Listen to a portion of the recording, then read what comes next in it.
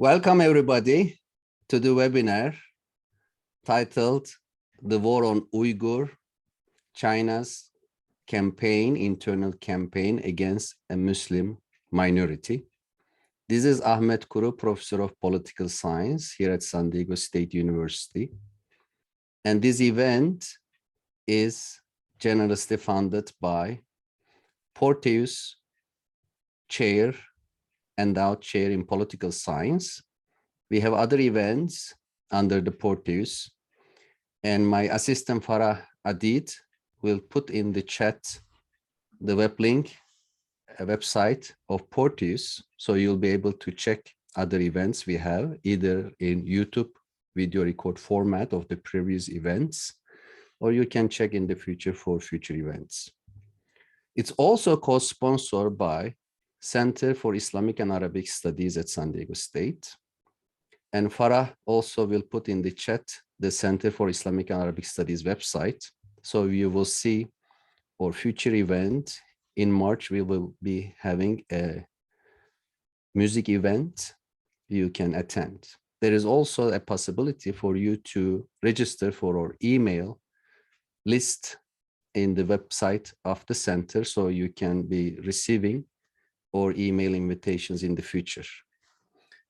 So today we are very happy and honored to have with us Professor Sean Roberts, and we are going to hear about his book.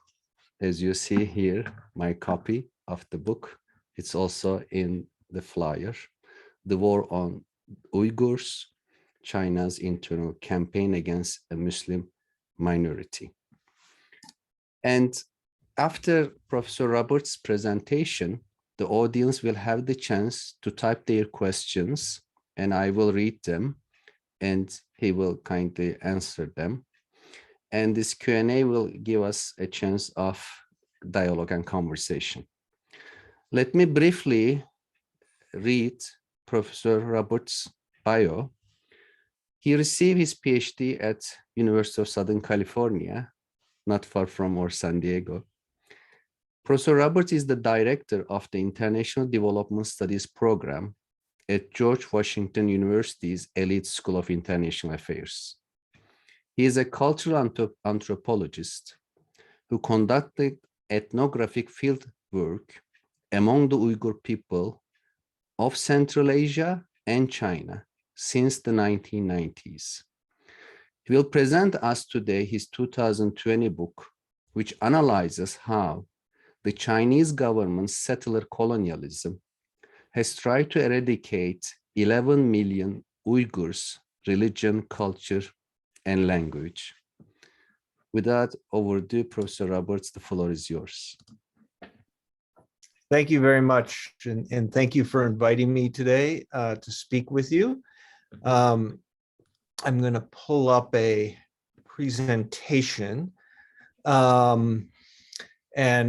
this is my book. My publishers appreciate it when I give it a plug here, and a lot of what I'll be talking about today is contained in the book in much more detail. And if you're wondering why there's two different names and two different covers, the copy on the left is published by University of Manchester Press and is available to people outside of North America, and the one on the right is the Princeton University Press edition, which is available in North America.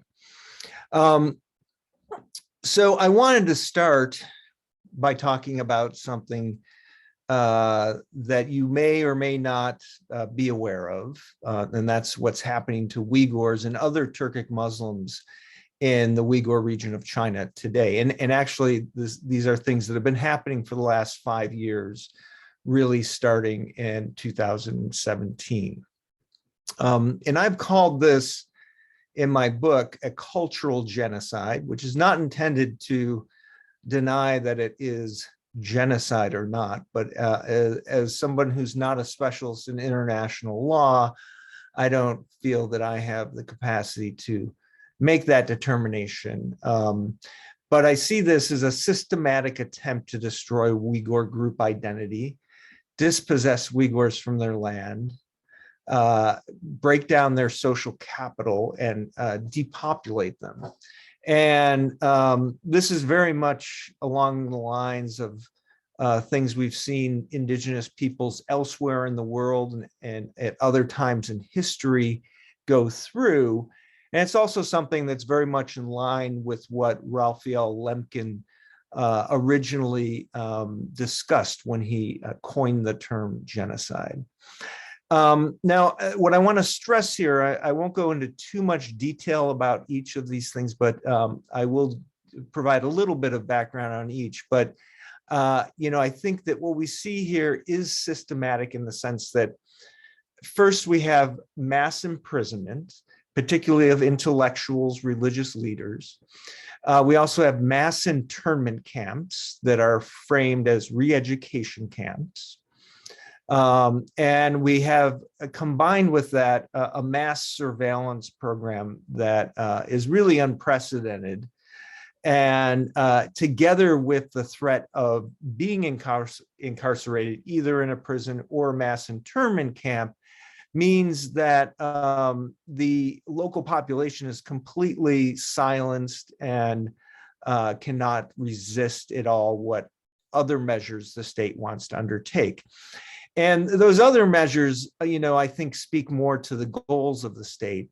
And they're equally important, if not quite as headline grabbing as mass internment camps. But that is, forced assimilation measures outside the penal institutions, destruction of mosques, holy sites, graveyards, and traditional Uyghur villages, essentially trying to erase Uyghur cultural legacy in the region.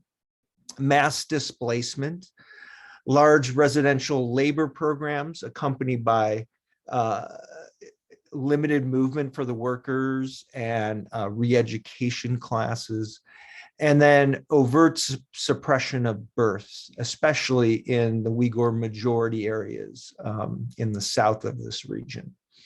So to discuss briefly each of these, the imprisonment of intellectuals and religious leaders started off this campaign in 2017.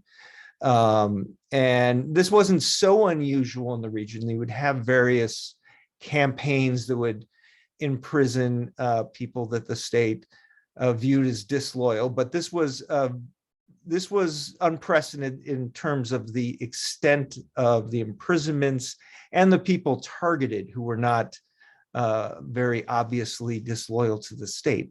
For example, one of the groups that was targeted were those people who worked on Uyghur language textbooks that had gone through the censor of the state and had been in use already for several years.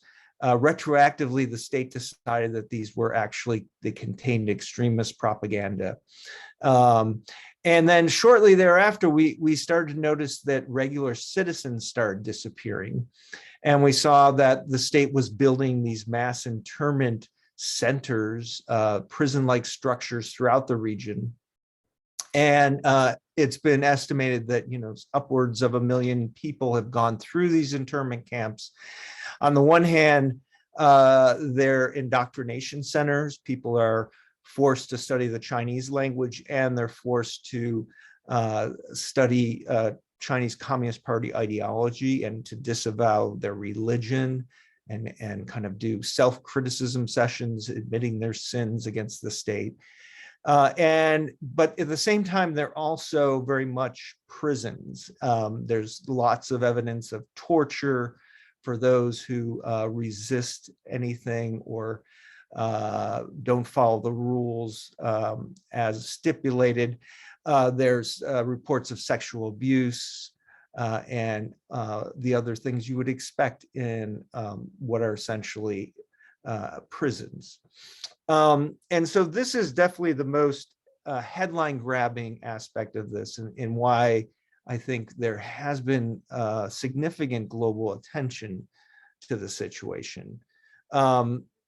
But to understand its importance, you have to also understand the mass surveillance, and that the most kind of sexy aspect of this for the media is the high technology surveillance, which includes artificial intelligence, includes facial recognition software, that the closed circuit television cameras on the streets are able to detect. It includes ways to establish people's communications and surveil them. And it includes a whole group of biometrics that have been taken on Uyghurs and other Turkic Muslims in the region. But there's I think another ominous aspect of this is that it's accompanied, particularly in rural areas, with a human intelligence. There's been a mass group of party cadres who've been sent out to spend, a week at a time in families' houses in rural areas and essentially observe their behavior, see if there's signs of anything that might signal the state's understanding of extremism, things like religious books, if they're praying, if they refuse to drink alcohol, and so on. And any signs of nationalist aspirations or any kind of criticism of the state. And probably the most important part of this surveillance program is something called the Integrated Joint Operations Platform, which is a massive database that contains files on every person in the region, and basically outlines, it's where all of this intelligence gathering on individuals is housed. And so if you go through a checkpoint, like you see on the left here, people going through a checkpoint, they can use either your biometrics or your cell phone to identify who you are and immediately bring up your profile. And what we've seen is that in many instances, this has resulted in people being sent to internment camps, straight from a checkpoint, because the logarithm of the IJOP says that they are potentially suspicious of being an extremist or a separatist. And as I mentioned, that combination of surveillance and the threat of incarceration has allowed the state to do unprecedented things in the region, transforming the territory, transforming the landscape, transforming the human dimension, right? Actual Uyghur people themselves.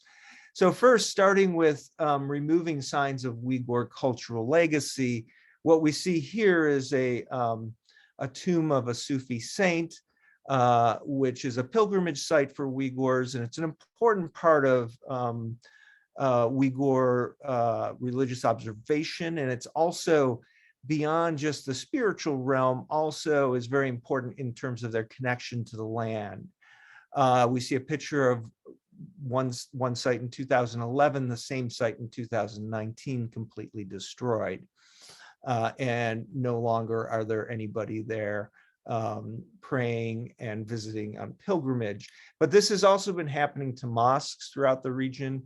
Sometimes the mosques are demolished, sometimes they're repurposed for tourist purposes. And it's also been happening in terms of civilian graveyards that are being destroyed and replaced with parking lots. And also we're seeing entire villages being demolished, particularly as those who live there are displaced through labor programs or penal institutions. And the coerced residential labor programs are sufficiently complex. Part of the people who are flowing into these programs are those who have gone through the internment centers, the re-education centers, and have been deemed to have been reformed.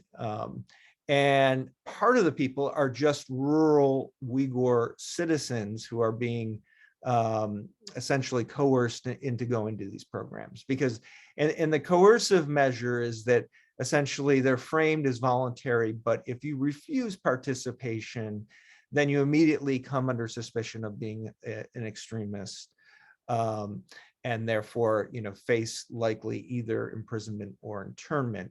Now, these programs are in factories both in the region and elsewhere in China. As I briefly mentioned before, the workers are housed in different dormitories. They're limited in the amount of movement they can do in the adjacent urban areas. And they simultaneously go through more re-education, indoctrination, and language learning. And combined with this, we're seeing other efforts focused on forced or coerced assimilation.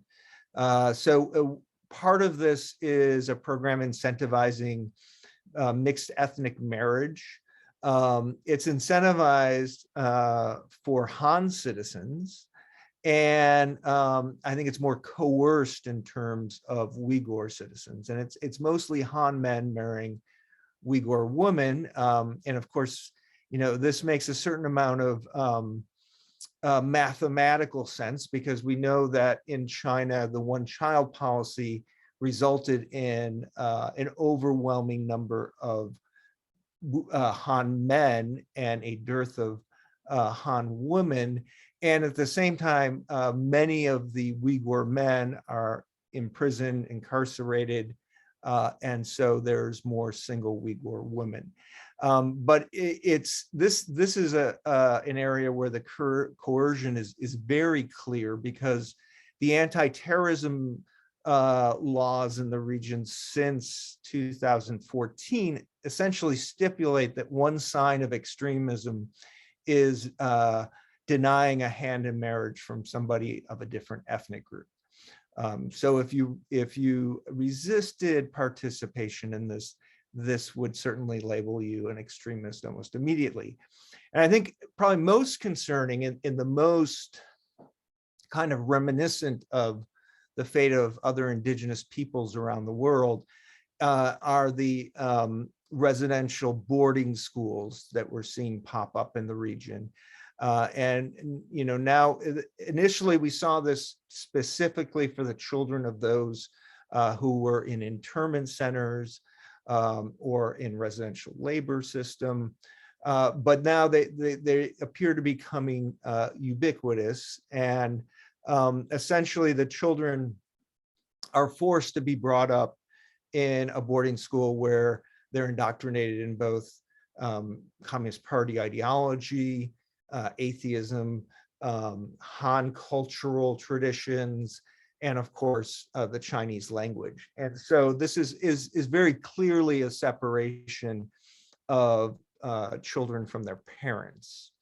And then finally, more recently, there's been evidence uncovered of campaigns to suppress Uyghur births. And this is mostly through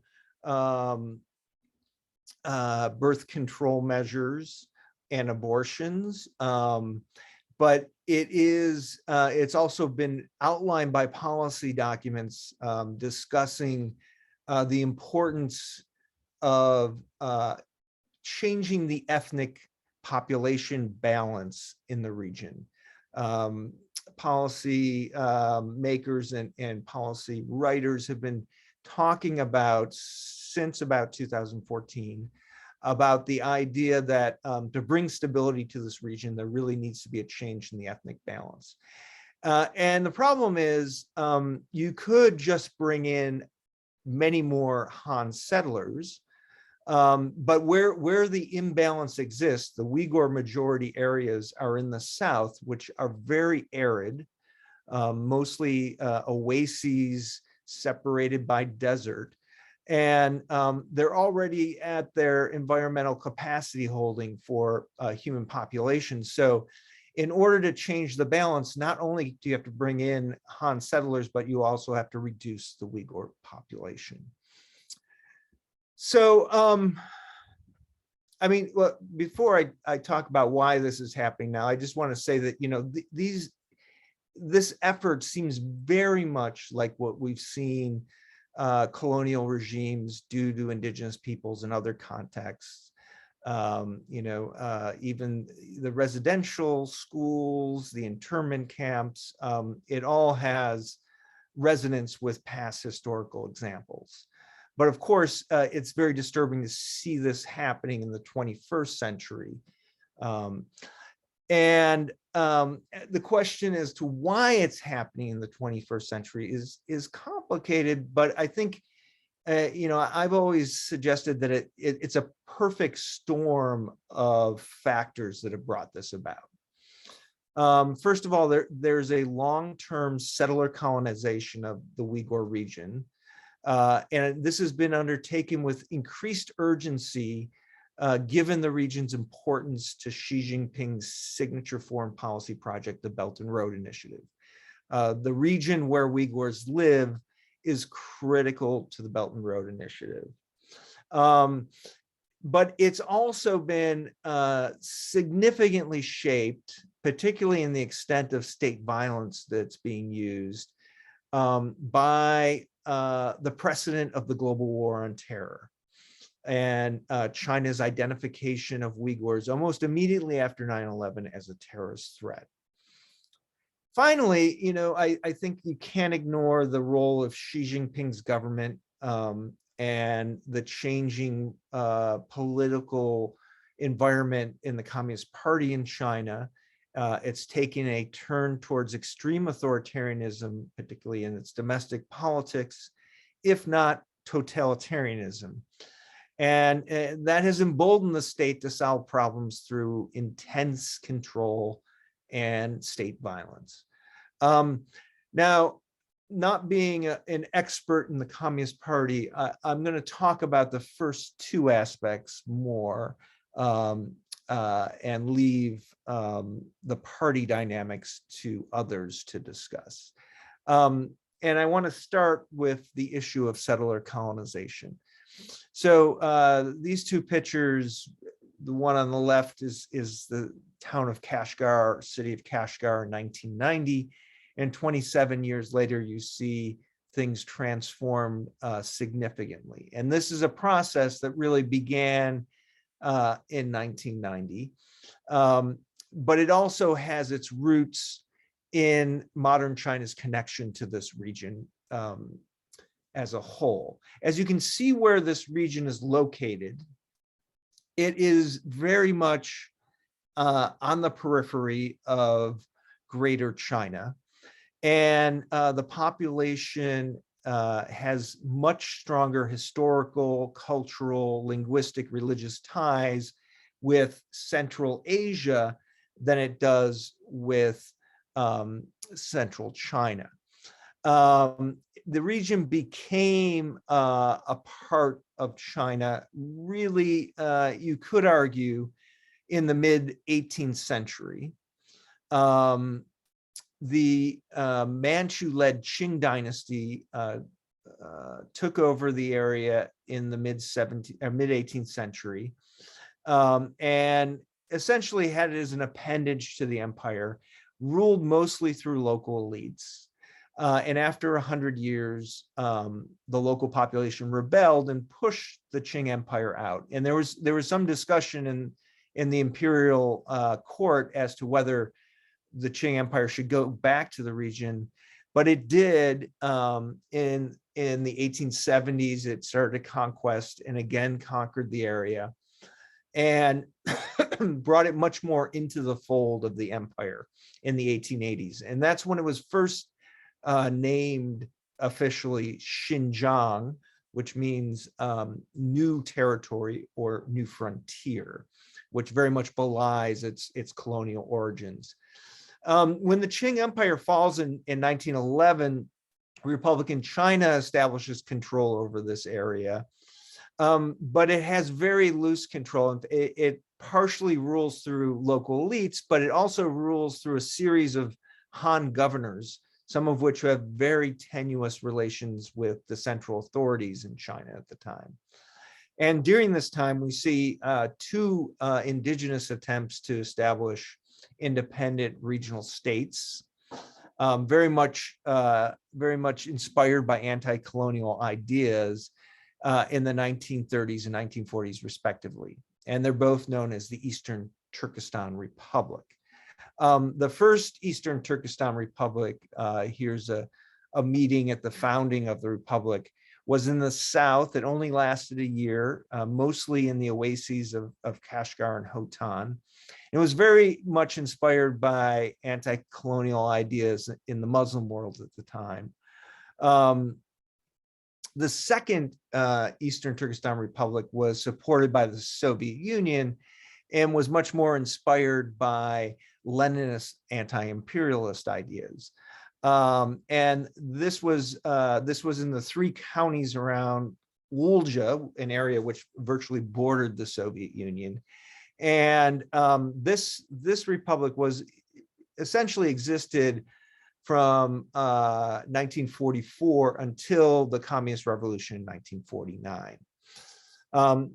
Then the Chinese Communist Party invited the leadership of this government to Beijing to speak with Mao about its future fate, and the plane apparently crashed and all of them died.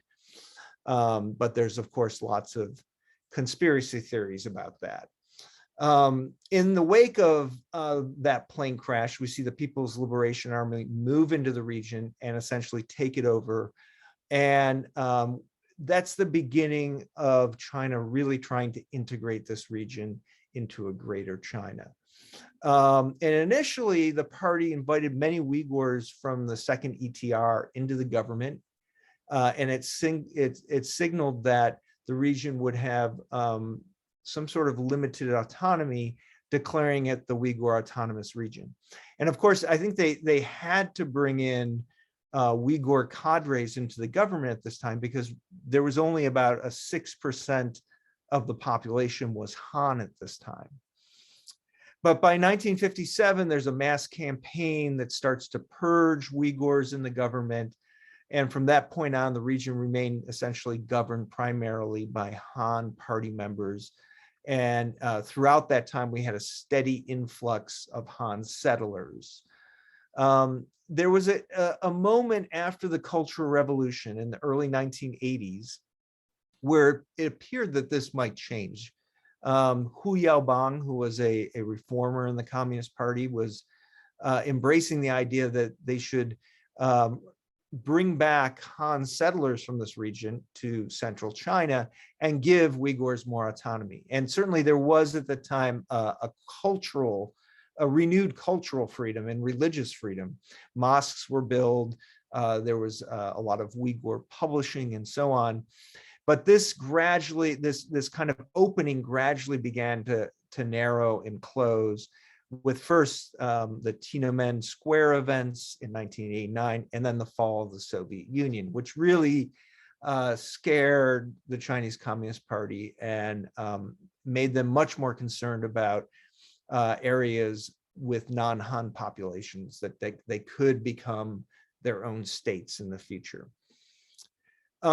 So throughout the 1990s, what we saw was kind of an intensification of settler colonialism in the region, because the Chinese government was very concerned about what it called separatists, any idea that Uyghurs would demand more self-determination. But at the same time, the Communist Party was changing its economic strategy. It was embracing market economics and was looking at an export-oriented economy. So where this region had long been kind of a buffer zone for China, keeping foreign invaders out, it was now seen as a bridge to new markets. And so the government wanted to develop the region much more and use that development to also extend economic influence into Central Asia and the rest of Eurasia. So we had the kind of these two contradictory movements happening in the 1990s. You had tightening security and increased suppression of religiosity and signs of nationalism among Uyghurs, but you also had Uyghurs having more access to neighboring countries, doing trading and so on. But at the same time, because I think of the tensions around those contradictions between the opening up and kind of the political repression, we did see periodic Uyghur protests and occasional acts of violence against the state. And the state during the 90s arrested thousands of Uyghurs on separatism charges, executing scores of them.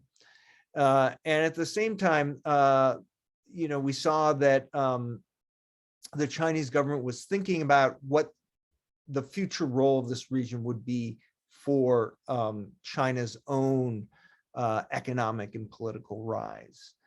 And there was mass development that took place throughout the 1990s. And as I mentioned earlier on, I really do think the war on terror, the global war on terror, was a tipping point in this process. Throughout the 1990s, the state was it was encouraging assimilation among Uyghurs, but it was mostly doing so through incentives and through political suppression of any kind of dissent. And that discourse began to change some after September 11th, 2001. So almost immediately after the attacks on the World Trade Center and the Pentagon in the US, the PRC, the People's Republic of China, began really pushing diplomatically the idea that it faced a serious Uyghur terrorist threat that was directly related to Al-Qaeda. And it released white papers that were given out at the UN and to different governments, basically describing this threat. And it mostly seemed comical because it included, every Uyghur diaspora group in Europe and Turkey and in Central Asia as being connected to Al-Qaeda through this kind of terrorist network that didn't really seem believable at all. And after refuting Chinese claims for a year, suddenly the US recognizes one small, previously unknown Uyghur group in Afghanistan as being a terrorist organization, the Eastern Turkestan Islamic Movement, or ETIM. And this seemed to be very much a quid pro quo kind of thing. The US government, in fact, I recently, a high-level State Department official in the Bush administration essentially said as much to a journalist that this was done to get China's acquiescence on the US planned invasion of Iraq later that year. Only recently in November 2020, this designation of ETIM as a terrorist organization was revoked. But this really allowed the PRC to shift its narrative about Uyghur descent from one of separatism to one of terrorism, which throughout, since 2001 has been kind of a scarlet letter. If you are labeled a terrorist, it's essentially completely dehumanizing of you, and your human rights are virtually suspended. So it's important to understand that this was easy for the Chinese government to do because Chinese government didn't really distinguish between terrorism, what it saw as terrorism, separatism, and extremism. And it talks about these as the three evils. And this is framed, and to this day, it frames the Chinese government's discourse around the Uyghurs. Now, a lot of my book talks about, I've tried to investigate what actual threat Uyghurs may have posed as a terrorist threat to China. And when this group ETIM was announced by the US as a terrorist group in 2002, I had never heard of them before.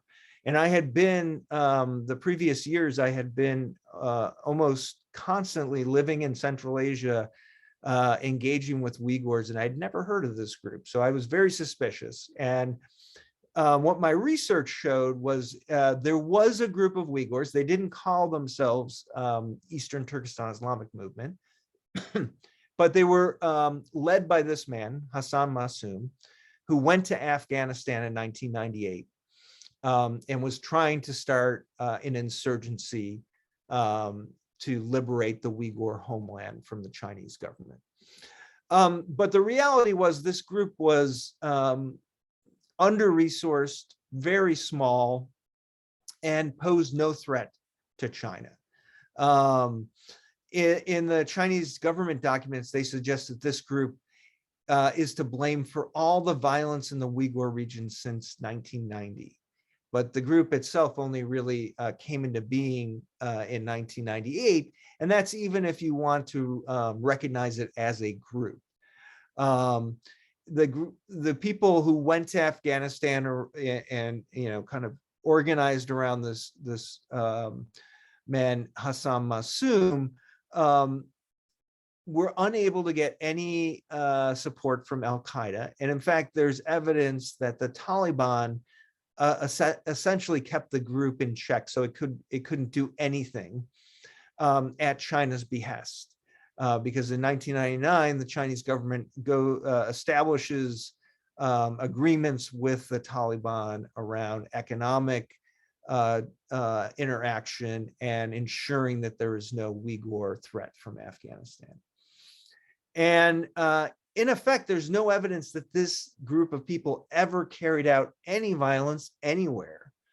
And it essentially ceases to exist in 2003 when the leader is killed fleeing Afghanistan in Pakistan by the Pakistan military. And a year before his death, he calls into Radio Free Asia and explains that their group is not a terrorist group. They don't have relations with Al-Qaeda, and he condemns the 9/11 attacks. But nonetheless, until 2020, this group that essentially disappeared in 2003 remained on the foreign terrorism exclusion list in the US. Now, however, one of the reasons it remained there was another group emerges around 2006, but it really becomes into being known around the world in 2008. And this is a group called the Turkestan Islamic Party, led by this person, Abdul Haq. This group, claims the legacy of Hassan Massoum as a great martyr. But there doesn't seem to be clear links between the few people who belong to the Turkestan Islamic Party in Waziristan and in 2006, 7, 8 through 2014, that they had any connection to Hassan Massoum. This group was probably more likely Uyghurs who had been with the Taliban inside Afghanistan prior to the war. And some of them were Uyghurs who went to study later in Pakistan and then went up to Waziristan. And it first appears, but nobody really notices, in 2005 when it makes a video honoring Hassan Massoum as a martyr in the cause of Uyghur liberation. But people begin to hear about this organization in 2008 when it makes several videos basically threatening to attack the Beijing Olympics in 2008. As I mentioned, I've looked at their videos. What happened after the videos made about the Olympics is there seems to be that Al-Qaeda, which appeared to be the sponsoring organization along with the Pakistan Taliban of this group, that they gave them more video equipment, and they became very prolific video makers subsequently. And looking at the videos, it doesn't seem that there are more than a dozen maybe people associated with this group, and that they're more embedded with foreign fighter groups in Waziristan at the time. But nonetheless, the Chinese government is furious about these videos, and this essentially gives fuel to this idea that there's a major Uyghur terrorist threat that it faces. And that said, I found no evidence that this group ever carried out any violence inside China. Its videos never claim credit for the violence in China. The videos do encourage Uyghurs to take up arms against the state. But things changed significantly in 2009 because there's violent ethnic riots in the city of Urumqi, the capital city of the Uyghur region in China. Between the time that between 9/11 and the 2009 riots in Urumqi, there was virtually no violence in the Uyghur region, which kind of belied the true the true threat of terrorism that existed at the time. And the 2009 riots had nothing to do with terrorism, although the state once again claimed that this was about terrorism, extremism, and separatism. So what happened in the summer of 2009 is after several Uyghur workers are killed in a factory in southern China, a Uyghur protest mostly led by university students call for justice. And when security violently cracks down on protests, street violence breaks out, and we have both Uyghur on Han violence and Han on Uyghur vigilante violence for about 3 days. It's very clear this had nothing to do with terrorism. It was spontaneous and passionate. And I see it much more as an explosion of lots of social tensions around the mass development and increased Han migration to the region at the time. But the state essentially blames Uyghurs entirely for what happened, and specifically focuses on Uyghurs from the south of the Uyghur region who are identified as being the more religious among Uyghur populations. And there's a huge campaign of repression that includes a virtual martial law in the region for a year. And what we see is thousands of Uyghurs flee to Turkey during this time. And then others start coming into periodic violent clashes with law enforcement as law enforcement is increasing its surveillance and its repressive measures. People start getting into clashes with law enforcement. And eventually by 2013-14, we see a handful of violent acts allegedly carried out by Uyghurs that look like terrorist attacks, something of a self-fulfilling prophecy. But again, there's no evidence that the Turkestan Islamic Party had anything to do with this. However, the last part of the story of the Turkestan Islamic Party is starting in 2014, we see that they are in Syria, and all of a sudden they're not a handful of Uyghurs, but a significant fighting force in the Idlib region. And so this, some people have argued this maybe frightened the Chinese government, but I don't think that there's really any reason for the Chinese government to be frightened about this. If you look at the details of how this came about. So virtually all of the people in Turkey are those people who fled China in the aftermath of the 2009 Urumqi riots and the crackdown that followed. About 30,000 Uyghurs, if not more, left China at this time with the intent of going to Turkey. However, many were diverted to Syria, perhaps with the assistance of the Turkish government. And many people note who've been following the war in Syria that this group of foreign fighters is very different than other groups in the region because they have come with their entire families, because they're basically refugees who left China, and they're more like settlers. and mercenaries. They do remain one of the last groups in Idlib, and they apparently have some links to Al-Qaeda, but it's not clear how strong those links are. And as I mentioned, there may be also links to the Turkish government. And there's no evidence that it's ever carried out violence outside of Syria. And it's certainly, you know, it does make videos and it does threaten China, but there's no evidence that it has ever done anything inside China. So, I mean, I think what's important about the role of the war on terror on this is that, you know, we've seen how this initial attempt to change the discourse from separatist to terrorist began a process of ethnic profiling and dehumanization of Uyghurs. Essentially, this really ramps up after the 2009 Urumqi riots, when the Chinese state really becomes concerned about Uyghurs as a security concern and a concern of stability. And in the aftermath of that and the crackdown after that, as I mentioned, in 2013-14, we start to see some attacks by Uyghurs that look like terrorist attacks. They're carried out against civilians. They seem planned, and they you know, seem targeting, trying to make strike fear into the Chinese population. And it's important that this also, that period of those attacks corresponds to the rise of Xi Jinping to power.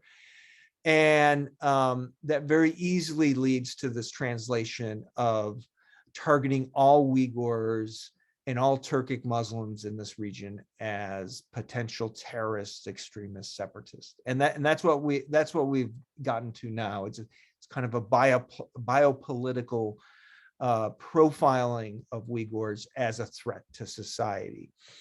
And I just want to say, as you know, so I talk about this as cultural genocide in the name of counterterrorism. In many ways, the savages of cultural genocides of the past have become terrorist in the mind of the Chinese government. And just as a last point, I want to mention about kind of the global connections to what's happening to Uyghurs in China. In my book's conclusion, I talk about three global trends that I think have led to what China is doing to the Uyghur people. And one of those is a post-privacy world we've entered, where our digital footprint is constantly surveilled. And we all know about that, but China has shown that this can be used to essentially create population control. The second point is a post-rights world. I think that in many ways, the US invasion of Iraq was kind of an original sin in this. And a lot of aspects of the war on terror contributed to this, where there is a sense that great powers do not have to abide by universal human rights.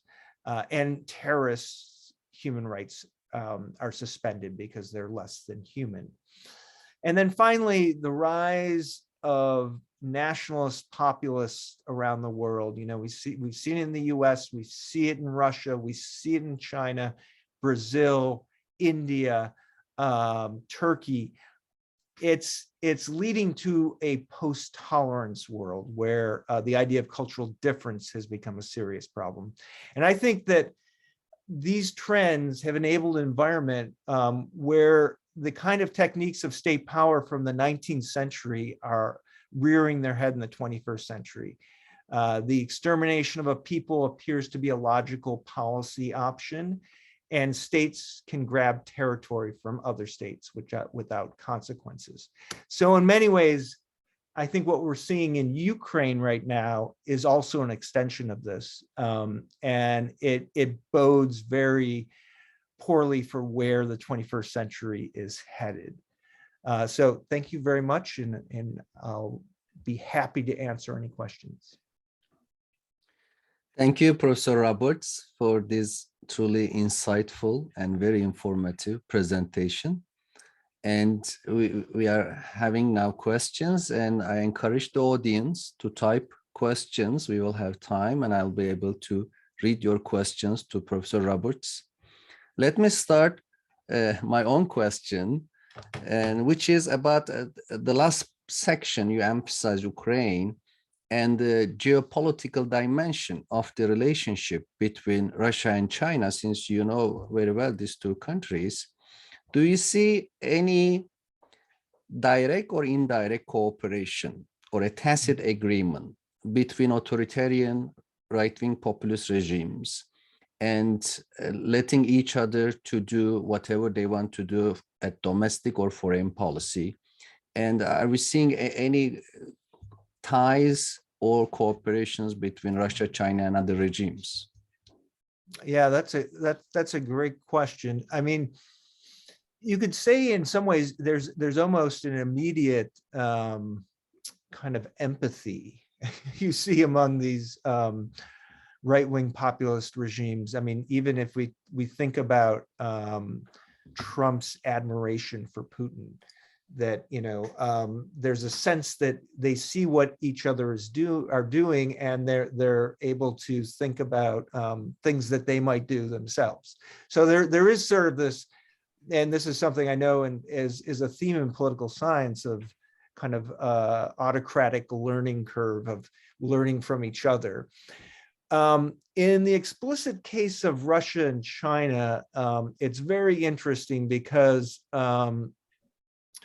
China shares with Russia a desire to break down kind of the US European axis of hegemony in the world order, right? So what Secretary Blinken calls the rights-based order, which many critics of note that the US has broken those rights themselves, which may very much be part of why there's pressure on it. So they share that goal. And certainly they both share the goal of trying to break the US dollar's dominance in the global economy and establishing alternatives. And the Belt and Road Initiative is part of that. And Russia is working with the Belt and Road Initiative extensively and trading with China. And right now, I think China is being put in a very difficult position because, China's, I think, long-term plan to break that kind of order has been put on an accelerated path because what Russia's doing is really going straight in and defying that order and bringing conflict. And I think Beijing would prefer that Putin hadn't done that. But it's faced with a very difficult choice now. And to this point, the Chinese government seems to be backing what Putin's doing. And the question is how much that could lead to a much more intense geopolitical confrontation between the West and kind of a Russia-China coalition. And I don't think China, was planning to engage in that kind of conflict for some time to come, but it's a worrisome development. Thank you. So one question by Abid Amiri. How would you think the Taliban's return back to power in Kabul would help the PRC's narrative about Uyghurs? I think, I think that the PRC has a long track record of working with the Taliban. And of course, it's through one of China's closest allies, Pakistan, which is very much kind of a patron of the Taliban and long has been. And the Chinese government has tried to kind of drum up the fear of Uyghur terrorism again with the Taliban's return to power. but I don't know if the Chinese government really needs to try to do this anymore. Because I mean, what we've seen is there has been no resistance at all over the last 5 years, because the Chinese government has essentially neutralized the Uyghur population. And I think those people, who want to believe Uyghurs are suffering these atrocities because they're evil terrorists will continue to believe that. And those who don't believe that, I don't think will be fooled by any kind of, claims by the Taliban that there's a Uyghur threat in Afghanistan. Thank you. So then Alim Siddiqui asking about the possible solution, and let me link to that my question, because at the end of your book, as I read, you end with an optimistic note by saying that rather than waiting a top-down state solution by the West or others, we may follow the example of apartheid in South Africa as a grassroots. Could you please elaborate on that, how you think about a possible solution or multiple solutions to the problem in the future? Yeah. And I think that already we're seeing some of that. I think that states can, particularly great powers, and we're seeing this right now between the US and Russia, right? The US will not go to war with Russia over Ukraine. The US will not go to war with China over even a genocide. I think that state solutions are limited, and their interests are very much intertwined in the global economy, which is part of the problem. I think it's easier for the US to cut off Russia economically than it is to cut off China. And that's also true of all other states around the world. That's why there's much more support for what China's doing to the Uyghurs from countries around the world, because they're very intertwined economically with China. Now, I do think because of that economic interdependency of China with the rest of the world, there's a real opportunity to break that through economic advocacy. And we're seeing in the last 5 years, there's been several efforts that have started. There's a End Uyghur Forced Labor campaign that's trying to document all of the Uyghur forced labor that is intertwined with supply chains of products sold in the US with big corporations. There's pressure on those corporations to change. There's several efforts happening around the US at universities of students starting divestment campaigns to try to get their universities to ensure that they're divested from anything that might be implicated in the repression of Uyghurs inside China. So I think there is some momentum, but of course it does face very high barriers, because we're talking about not only advocating against states, but also advocating against very powerful corporations. But we have seen in the age of social media that kind of advocacy gets fairly quick responses from companies that don't want to be associated with something like a genocide. Thank you. And a follow-up question. Against a grassroots, an intellectual or social media campaign, China is taking stand. And for example, do you see a Chinese policy against academics, Western academics or others, studying this issue, writing books, etc.? Is China very vigilant and taking after them? Yeah, and to go back to your original question about kind of the cooperation between Russia and China, I think that there's been some cooperation in the disinformation campaign around this. There is, and China's learned some things from Russia about this, and kind of the whole experience of Russia today. Russia today, for one, tries to debunk any kind of evidence of the mass atrocities happening to Uyghurs. and other Turkic Muslims in this region. But we also see a core of Western YouTubers and bloggers, most of whom live in China, who are earning money also doing this debunking. So it's interesting. I mean, you have China's own English language media, the Global Times and so on, which is often absurdly overboard in its kind of claims. And I think they've been more successful through these Western people who are willing to carry this message. And I've seen it, what's interesting, I've seen it on the extremes of the US political spectrum, far right YouTubers and bloggers and far left YouTubers and bloggers are both kind of trying to deny that anything is happening to Uyghurs.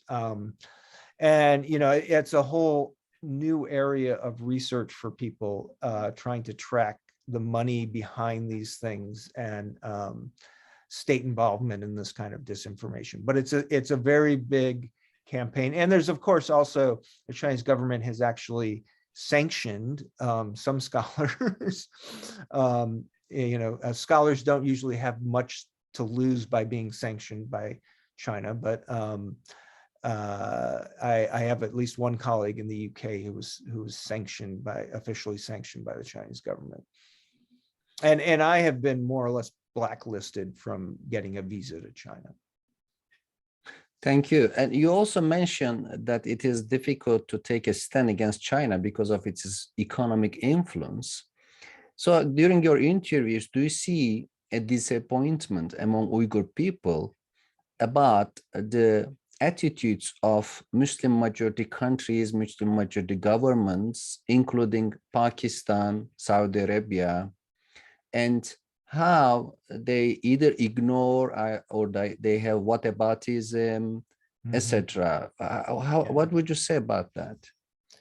Yeah, no, there is a very strong disappointment among Uyghurs in that, and all the more so among, you know, religious Uyghurs. Of course, you know, the more religious you are, the more you would hope that your co-religionists would support you.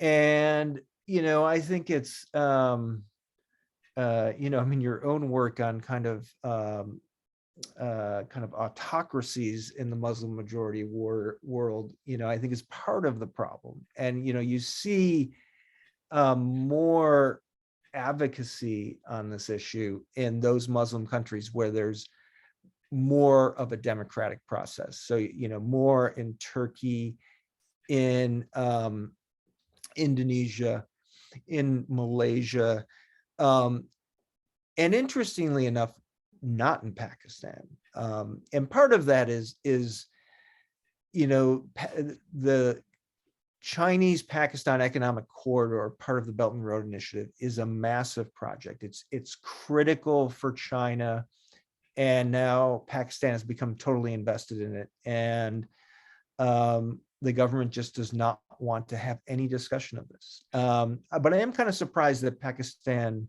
Pakistani civil society has not really brought this up. And we have seen in the West, Muslim civil society groups take strong stances on this because they see the clear linkages to global Islamophobia, the connections to the global war on terror. They can see very plainly. Thank you. So there is a question I want to link to the issue of religion, as you mentioned. So Abdurrahim Isavi asking the religious dimension, is this a Chinese attack to a particular ethnic group, or it's, of course, there is a religious dimension, but how can we define it? It's an against an ethnic group or a religious group? Because, you know, in English, for example, what is racism is a huge debate. So can we call it a combination of Islamophobia plus an attack to an ethnic group? Yes, I think very definitely, because there are, the largest Muslim population in China is the Huizu people, who are Chinese-speaking Muslims, and it's a very diverse group itself. There are attempts to try to restrain religiosity in that community, but you do not see the same kind of attack. And it's interesting because, many Huizu are actually proponents of Salafism, which is not very widespread among the Uyghurs, and is usually, the aspect of Islam that's more associated with the global jihadist movement. And so I don't think it's correct to see it purely in religious terms. I think that it is very much an ethnically profiled campaign, but the Chinese government from an early point kind of associated, and I found this in my own research, Uyghurs themselves in the 1990s were embracing Islam very instrumentally as a way of resisting assimilation. And so I think that the Chinese government has identified Islam as, one of the cohesive elements of Uyghur culture that it wants to destroy. Okay, so even if you are not practicing Uyghur, as a not practicing Muslim, you are still part of the campaign. Yes, absolutely, yeah. And that's the flexibility of the three evils. You don't have to be a terrorist or an extremist. You could be a separatist, or you could be an extremist. You could be a secular extremist, maybe. So there's multiple ways to frame the disloyalty to the state in the eyes of the state.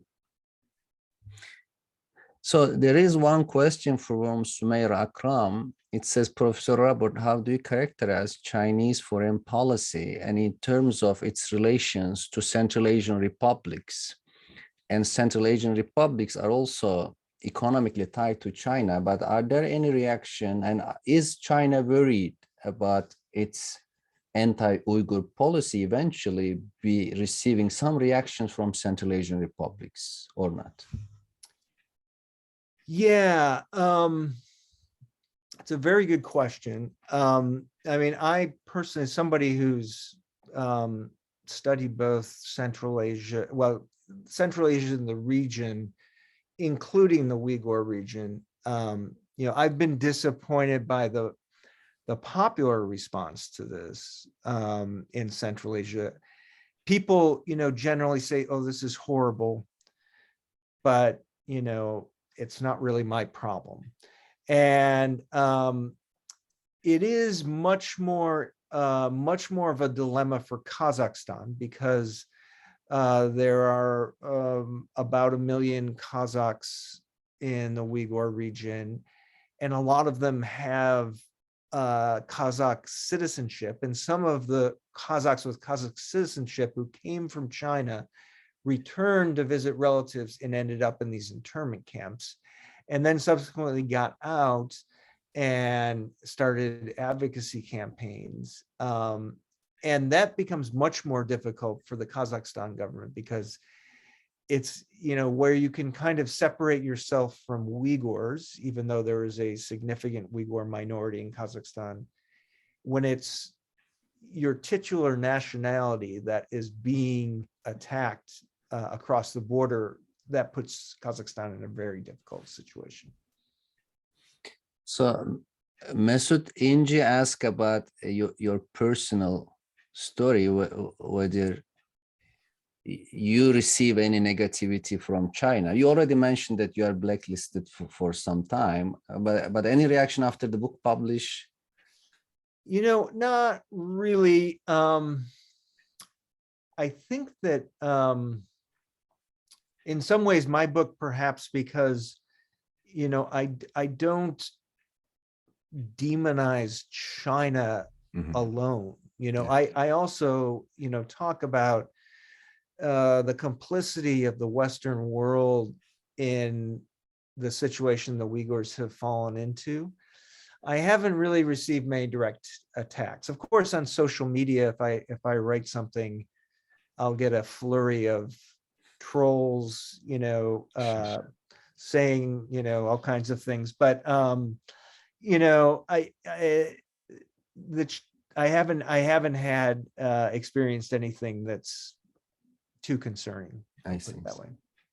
So we have a China expert in our history department, Professor Catherine Edgerton Tarpley, and she also recommended me highly to invite you, and she now has a question.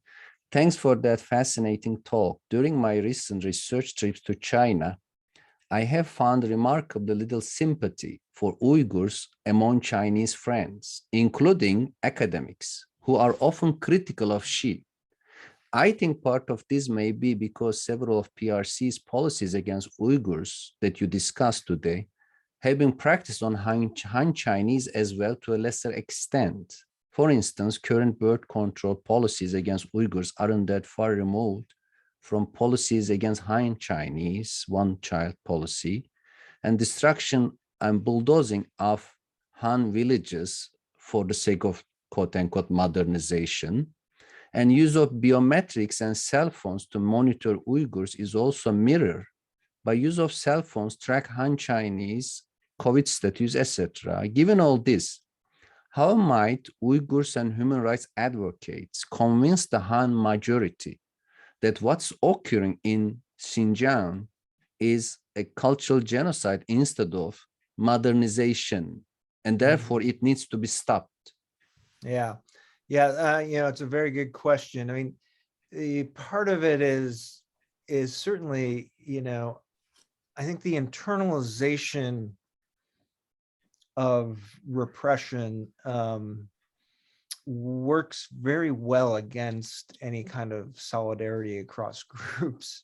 There is a sense, because I have seen this this narrative before, saying, well, this happened. In fact, I remember when I was first giving talks on this back in 2018, talking to colleagues who were China studies people, but not experts in the Uyghur region, would say, well, this happened in the Cultural Revolution, and then afterwards everybody got over it. And I said, well, the problem is this is targeting a specific ethnic group. I think that there's this biopolitical aspect of this that's also racially profiled. And racism, of course, is also very difficult to recognize for the beholder. So I think part of the problem, that you could say the same question to an American. Well, how do you explain that the US, settlement of the West was not cultural genocide, but was modernization? I mean, frankly, I grew up in elementary school kind of learning that narrative.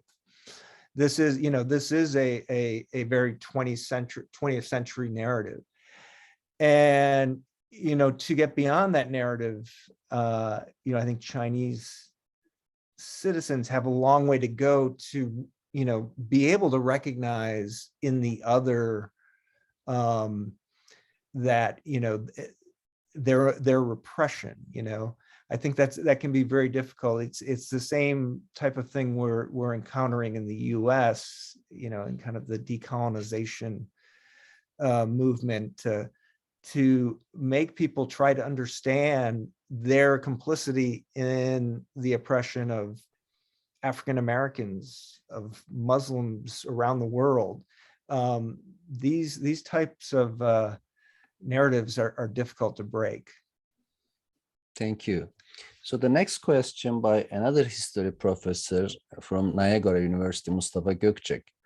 Could you elaborate further on the role of Turkish government, or at least possible role, in directing Uyghurs to Syria, and how this could have negative consequences in terms of Chinese policy? Yeah, so I'm very careful around this question because, you know, there's no smoking gun. We definitely know that the Turkish government was allowing Uyghurs to cross the border into Syria, but the border guards at that time were also allowing all kinds of jihadists from around the world to cross the Turkish border into Syria.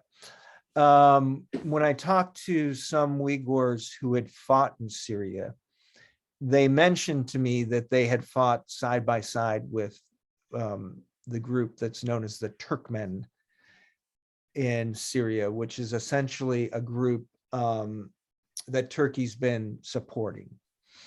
And there was a point right before the turn against kind of the Gulenists in Turkey that there were several articles in the Turkish media about this, that Erdogan was sending Uyghurs to Syria and that this was horrible for Turkey, and this is, you know, should be ashamed of this, both selling out, you know, your fellow Turks. So there's a lot of evidence around it.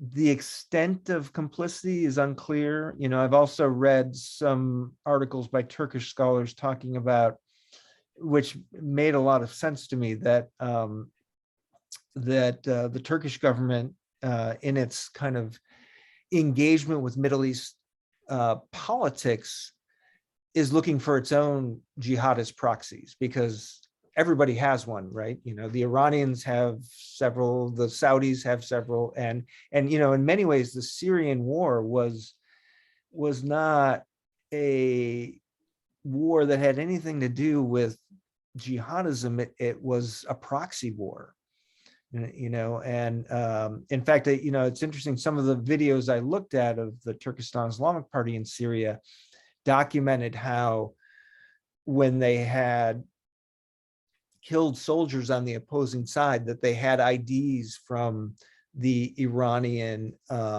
special forces, and that was obviously for their sponsors. The Turkestan Islamic Party wanted to show who they were attacking. So you know, unfortunately, I think that the opaqueness of everything that's happened in Syria is really important to unpack, but I have not yet seen some reliable unpacking of it. Thank you. So Professor Kristen Maher of our political science department, she is asking this: other indigenous groups have sometimes found traction and support through transnational networks. What are the possibilities of any impact from such transnational networks in the context of China and Uyghurs? Yeah, so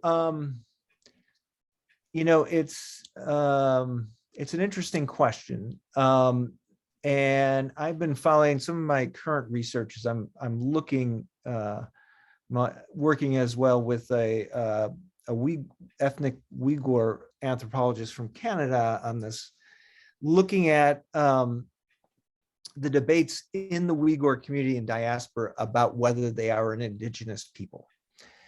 And it's a very interesting conversation. And the question is, the indigenous peoples movement internationally has focused primarily on getting what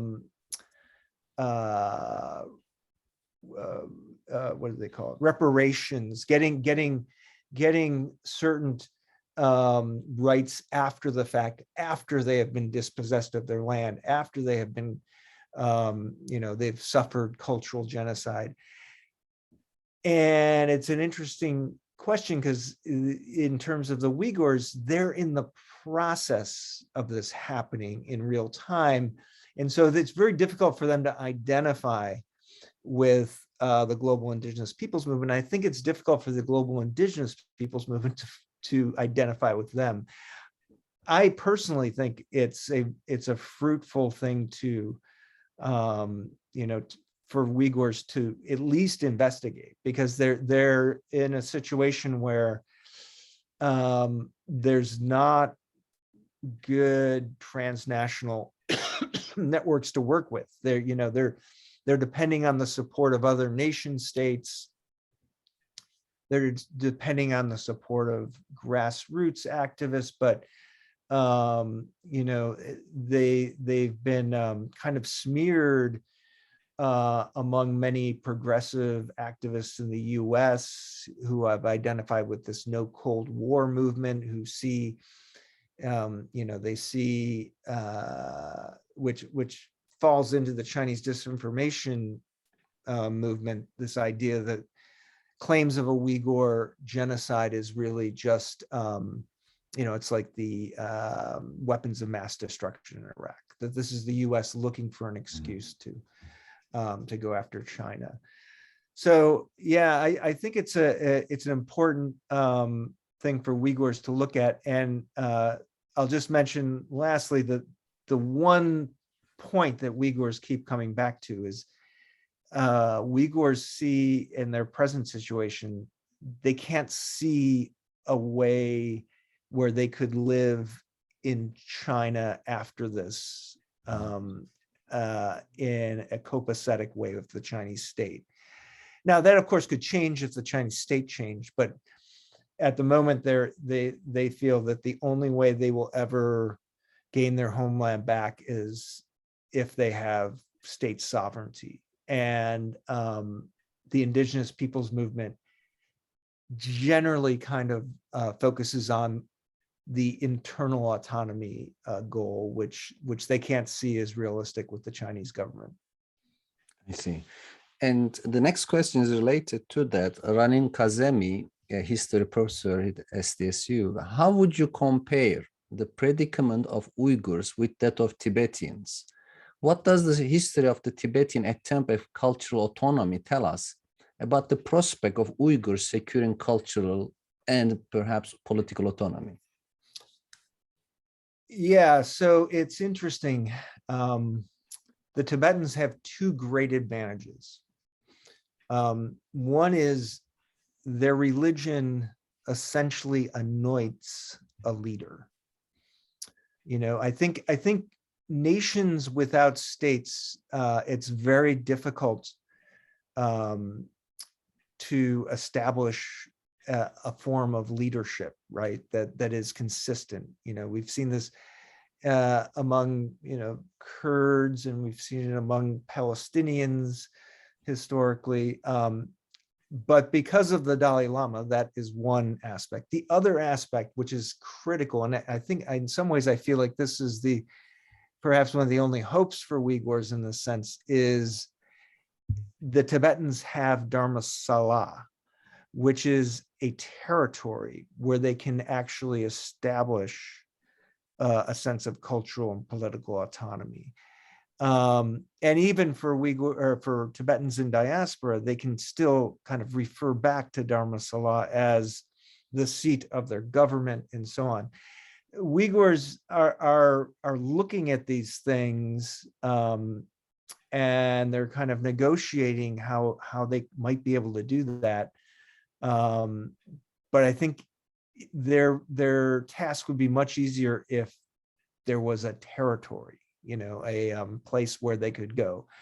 Now, the Uyghurs are a fairly significant population inside China, 11 million. That, of course, is, you know, a decent size nation, but in China's population, that's less than 1%. So it's. Yeah. So thank you so much. And it's all the answers and many questions still coming. And I want to end with two last questions. One question from Lei Guang, who was he's a retired professor in Chinese politics, Asian politics. He's asking the role of Bing Tuan, or production and construction corps in Xinjiang. How important is this corps in shaping Han-Uyghur relations? Yeah, that's a great question, and definitely enough for a whole dissertation or book. It's so first of all, this Bing Tuan, for those who don't know, it it was kind of a combination military production corps that was brought out initially after, like in the early 1950s, around the time that the People's Liberation Army took control of the region. And it was both meant to defend the frontier and to create economic activity. And they still exist throughout the region. They're almost like their own kind of compounds. I had a student who grew up on one of these compounds, and they subsequently have also become much bigger players in that they own massive amounts of the industry in the region. And as this region becomes more and more developed, that's making them all the more powerful. It's unclear whether how the military's relationship is to what is happening now. I think some in the military may see it as overreach and kind of spoiling what was already a decent situation. But in the context of Xi Jinping's China, I don't see them pushing back on that. There is some evidence that the Bing Tuans have, also hosted some of the internment camps. So they're certainly implicated, but I think that, the answer to your question is very important. And they're also part of, I think, the segregation between Han and Uyghurs, because the Bing Tuan, as I said, their own compounds. So you have, mostly Han population on them, and they're more or less separated from the Uyghur population. So last question from Farah Adid, an MA student here in our department. Professor Roberts, you rightly point to the implication of global war on terror. So it's a long question. Let me summarize and say that United States after 9/11 initiated this discourse. As you point out, it's against Muslim Brothers in Egypt, and many groups, political or ethnic groups, governments demonize them, declaring terrorists. For the future, can the United States play a positive role? Is it possible to really, I understand that it's not possible to unmake it, take history back. It's already done, the damage already done. But what could the US as a government, as a discourse maker do to really stop this further spreading of the terrorist discourse, global war on terror, etc.? I mean, I think I've been thinking about this for at least 10 years or 12 years. I guess I was hoping when Obama came to power as president of the US that he would have done this, because I think that at that time it would have been very possible to walk it back and say, we are no longer in a global war on terror. There's been excesses. There's no reason for the US to be chasing every jihadist group around the world, particularly because a lot of these groups really are focused on local political conflicts. The religious element of jihadist groups. I don't. What the other thing that really concerned me when I was doing research for my book is the conflation by analysts, terrorist analysts, between terrorism, which I see as an act against civilians, and jihadists. because you could have, jihadism is more just a ideology like communism or, democracy or whatever. But there seems to be no even awareness of that difference. But I do think that there's no reason that a leader could not come to power in the US that could not declare that he or she would end the war on terror and acknowledge many of the excesses that were involved in it. And I think that it probably wouldn't end the use of terrorism as an excuse. I think it's something that has a long history that was used against anarchists in the late 19th century and left-wing groups in the 1960s, and it'll rear its ugly head again as a way of the state to demonize and dehumanize non-state actors. But I think we could easily put this particular kind of demonization of Islam to rest. Professor Roberts, many thanks for your very insightful presentation, and you answer all of the questions in a very informative way. We really appreciate that. For those who partially missed the webinar, we are going to put it on YouTube, the video. Hopefully more people will be able to watch and learn.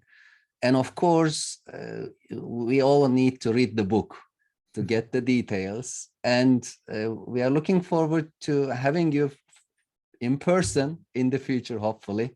Thank you again.